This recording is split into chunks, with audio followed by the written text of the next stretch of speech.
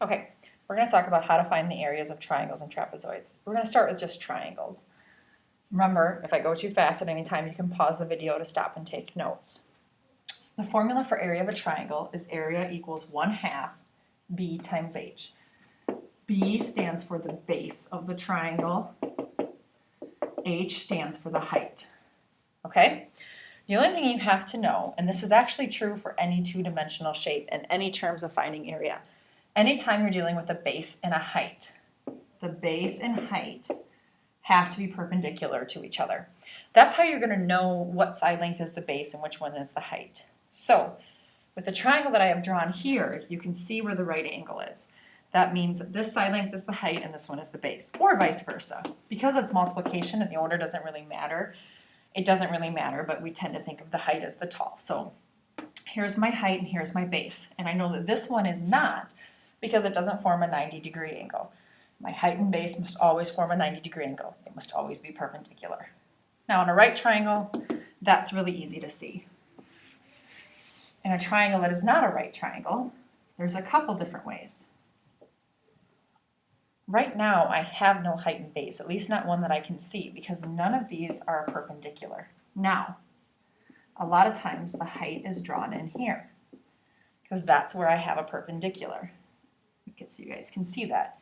Okay, so this would be the height, and this would be the base. Your height and base don't always have to be a side length of the triangle. It just has to be how tall is the triangle perpendicular to my base. Okay, and a third way is it could be off to the side. Yeah, try and make this so it's not perpendicular. So, for example, I could extend this out. Try that again.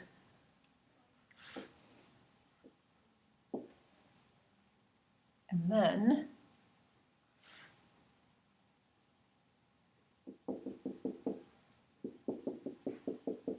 so here's my right angle, and I would call this my height and that my base. Even though they're not sides of the triangle, I can still get the height and base from those.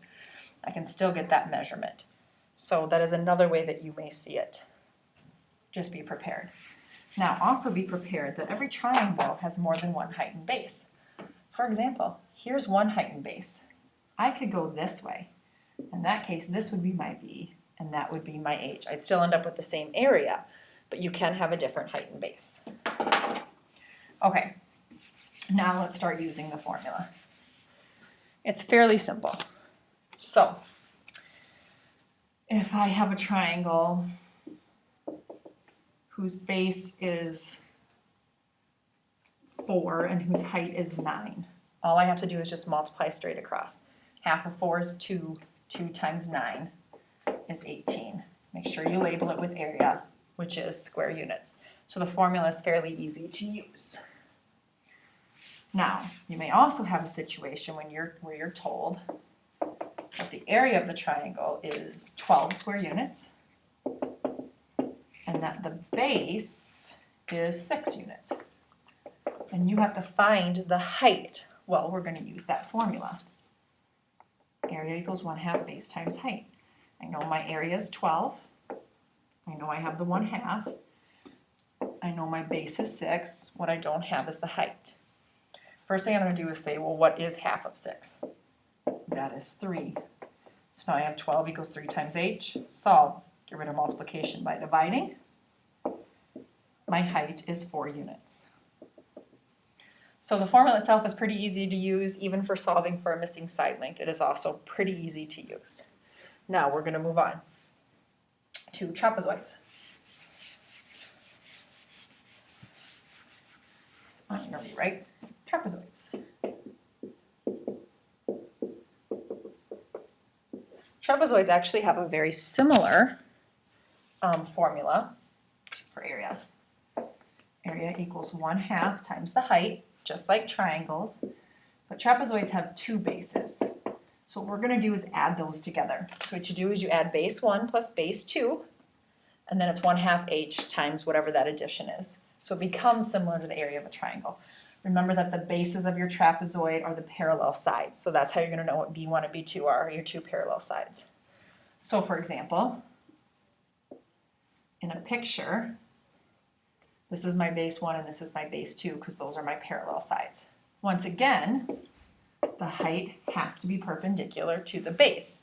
You notice my sides are not perpendicular, so the height would be separate.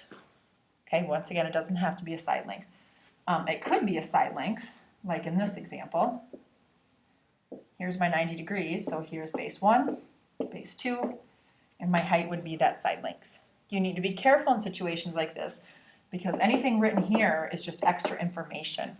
They may put numbers there, but you don't need them because you only need your two bases and your height. If they give you extra information, you have to just leave it alone and not worry about it. You got to make sure you're picking the correct numbers to plug into your formula.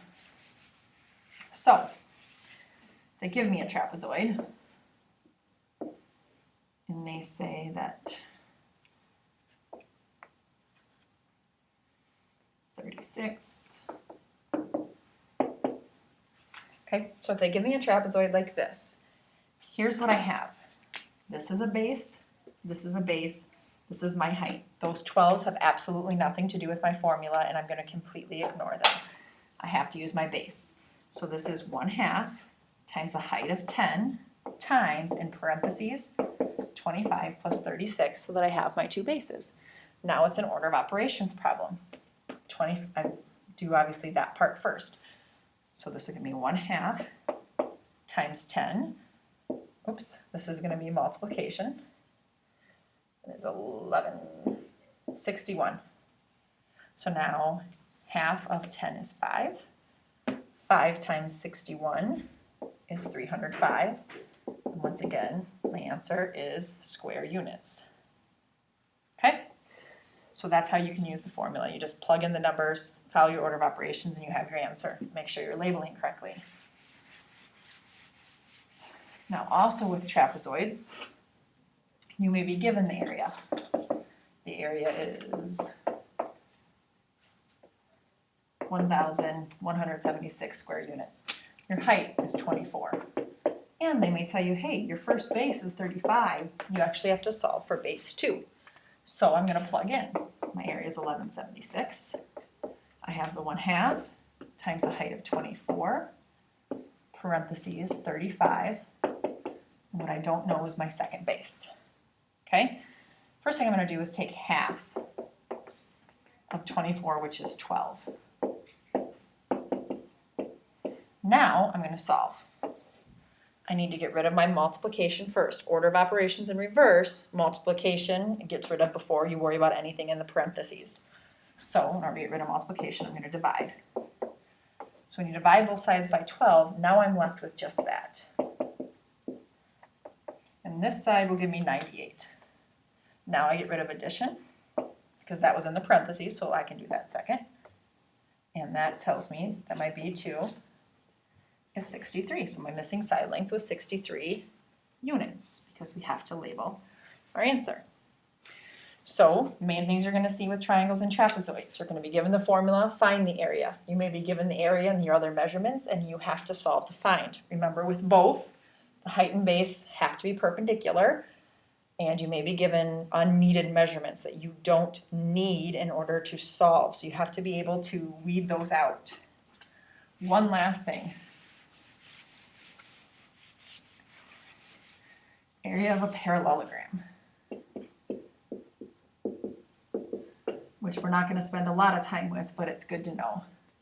It's just height times base. Pretty much, once again, the height has to be perpendicular to the base. It's just like length times width from a rectangle, but your side lengths are not always automatically perpendicular like they are in a rectangle. So we say height times base, and you just make sure you're picking up the perpendiculars, and then you just multiply them together. So it's very similar to the rectangle in that fashion. And that is all. Your homework. The homework that you will be completing. Section 8.4, 4 through 10, 12 through 16. Section 8.5. Notice we are skipping 8.3. 5 through 12. 14, 16, and 20. You may want to pause now to get those written down. If you have to go back and rewatch any of this video to get more notes, go ahead and do so.